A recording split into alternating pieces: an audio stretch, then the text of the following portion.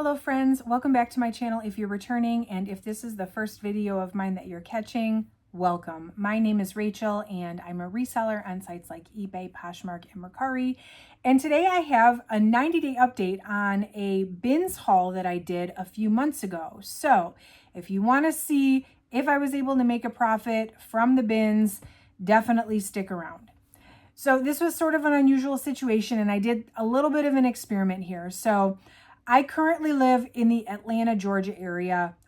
We don't have bins down here. I moved from Michigan, Southeast Michigan, Detroit area, and we had Salvation Army, a Salvation Army outlet, which is by the pound store, similar to the Goodwill bins. I'm pretty sure that the one Salvation Army bins store is unique to like just the area. I think there might be one more somewhere in the country, but there's not a lot of them. This is like the only one.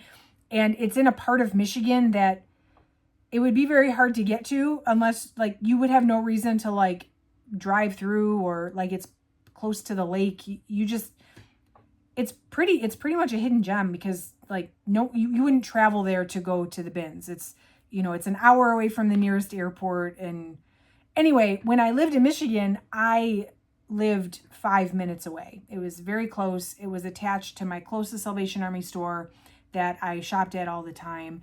And I went home to visit, and I had a chance to spend a few hours at the Salvation Army bins. And what I did, I'll link the original video down below. I had planned to, instead of sending the stuff home, I planned to send it to ThredUp, let ThredUp sell it and see if I could make a profit so I could get the thrill and satisfaction of going to the bins without actually having to deal with the cost of like shipping it home and stuff. So anyway, if you like reseller content, make sure you subscribe to the channel. I love sharing reseller strategy videos and just what's going on in my reseller life. These 90-day updates I normally do on mystery boxes, but today we're doing it on a bins haul. So you never know what you're going to get around here. Hit that like button if you could. That really helps the channel out a lot as well. And let me know if you've ever done this. Have you shopped at the bins specifically to send to ThredUp? Let me know down below how it's gone for you. I would love to hear if you've ever tried to do this. So what I did was I had one afternoon where I had a couple hours and I went to the bins primarily just because I miss it. I don't do a lot of thrifting anymore here in Atlanta. But when I lived in the Detroit area, this was like my primary method of sourcing. And it was just so much fun, such a rush, you know, pulling through those bins. And I don't get to do it anymore. So if nothing else, I got the satisfaction of the trip down memory lane on my old stomping grounds. It was great. And then what I did was I sent everything that I found, most of what I found, to ThredUp. There's a few things that I listed myself that I did put in my suitcase, but it was very minimal. So today what I'll do is I want to show you what actually sold. I'll show you what sold on ThredUp. That bag has since completely cycled through and anything that wasn't sold has expired. I'll show you what happened with the stuff I listed, and then I'll talk about, you know, was it actually a profitable thing for me to do? So just to summarize, this Salvation Army outlet is by the pound. All the clothing is, you pay an amount per pound, and then depending on how many pounds you purchase, it gets cheaper the more you buy. And then shoes are a flat $3 per pair. So I ended up spending $30.05, which was my total. This was not the most eventful bins trip, but it was the only bins trip I was going to get. So I was going to do what I was going to do regardless. If you shop the bins, you have days like that where nothing's really worth picking up or very few items. And you have days when you leave with 2 carts full and anything in between. But this was the only day I had to go, so I had to go with it. There were 6 items that I chose to bring home and try to sell myself. Of the 6 items, only 1 item is sold so far. So the one that did sell was this Traverse City classic long sleeve tee from Harley Davidson. Anything I've ever found Harley Davidson, and which isn't much lately, but when I lived in Michigan, Harley Davidson was pretty big, or is pretty big. And so this t-shirt was in really good condition. And this one took about 2 months, but it did sell on eBay for 20 bucks. So okay, there's 20 bucks back out of this.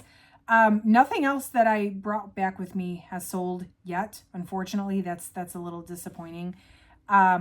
There's these gray camo leggings from Spanx. They are a size large, but Spanx leggings, I guess, aren't doing the greatest right now. So I really thought I could sell those on my own, but I guess not. There's these paint splatter. They're like long underwear, like a base layer for skiers or snowboarders. I did this haul in May and it's October now. So I am optimistic that I will sell these soon. Of everything on this list, this has definitely gotten the most interest, just no purchases yet. So hopefully as we roll around seasonally, I can sell those off. There was this fleece lined black jacket, size 2 extra large from Columbia.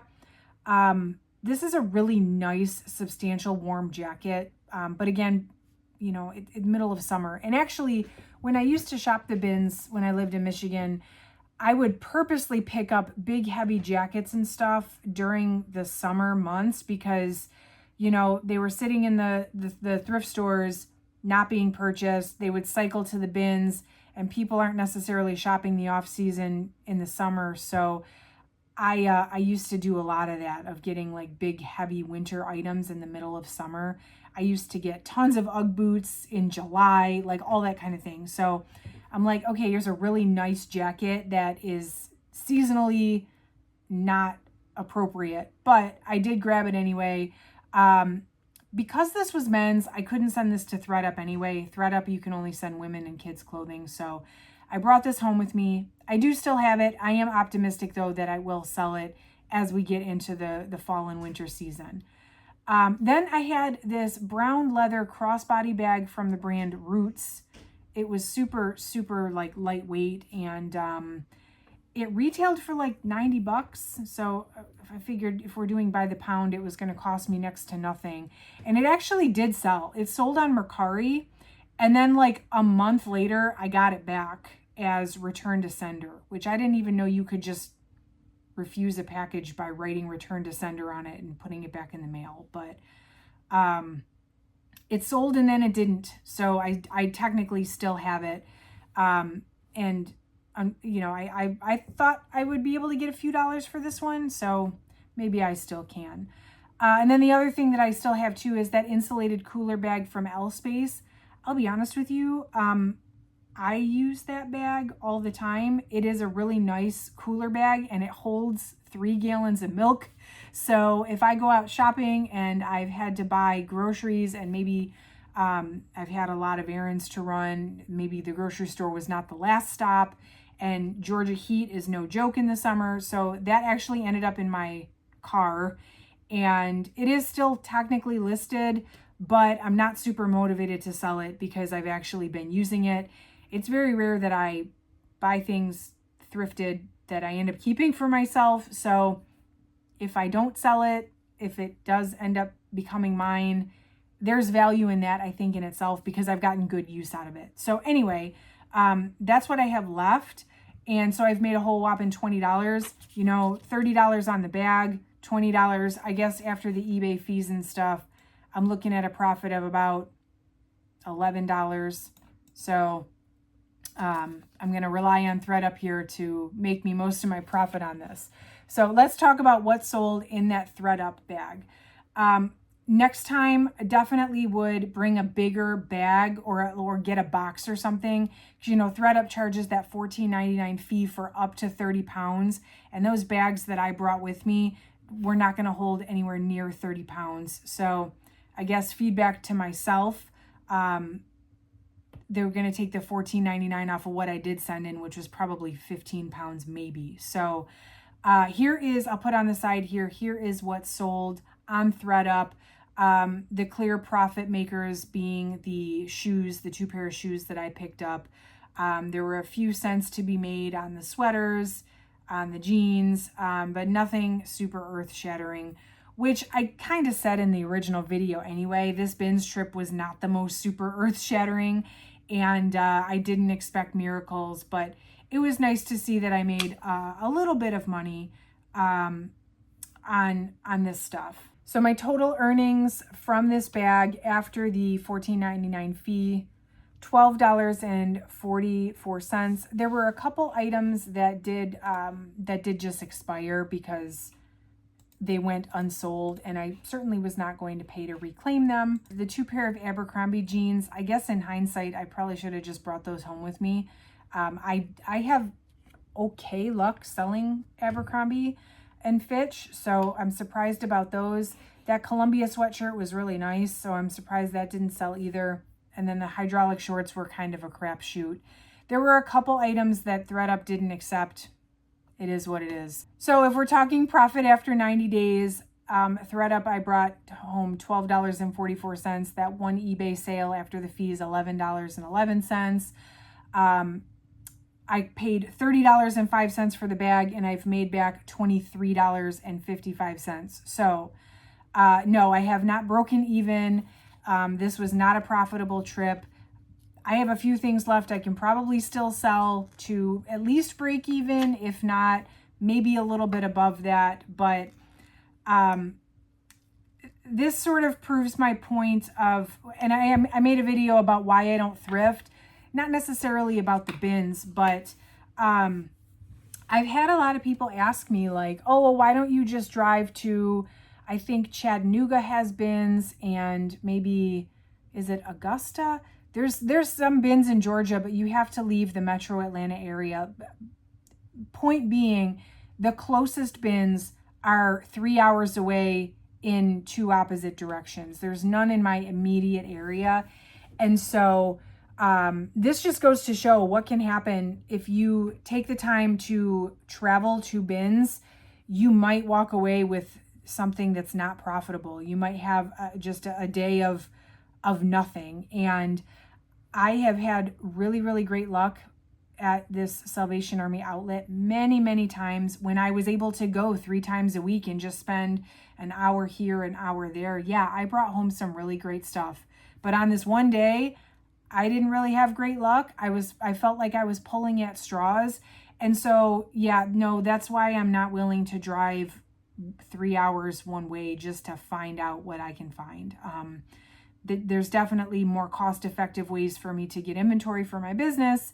And I have no regrets about this, because at the end of the day, I was able to do something I don't get to do that I've always found very fun and satisfying.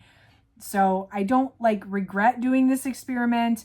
My initial investment of $30 and a couple hours of my time, not a big risk. The money I got back, considering I didn't do a ton of work, most of it just went to ThredUp, and then I listed a couple items. So very low risk experiment here, but I did want to update you guys on what happened with this one. And if I ever get the chance again to do this, I will absolutely try again, because the next time I go to the bins, and if I find myself in that area again, it might be totally different. So I will bring a bigger box / bigger bag and go at it again, absolutely, in the off chance I ever get to. That's the update on this one. I'll link the original video down below if you want to watch the initial haul. And let me know if you've ever tried this to send a ThredUp, so you don't have to send it home to yourself, and if it's worked for you. Hit that subscribe button if you want to see more 90-day updates and more videos like this. Hit the like button on the way out if you could. That helps out the channel so much. And that is it for today, friends.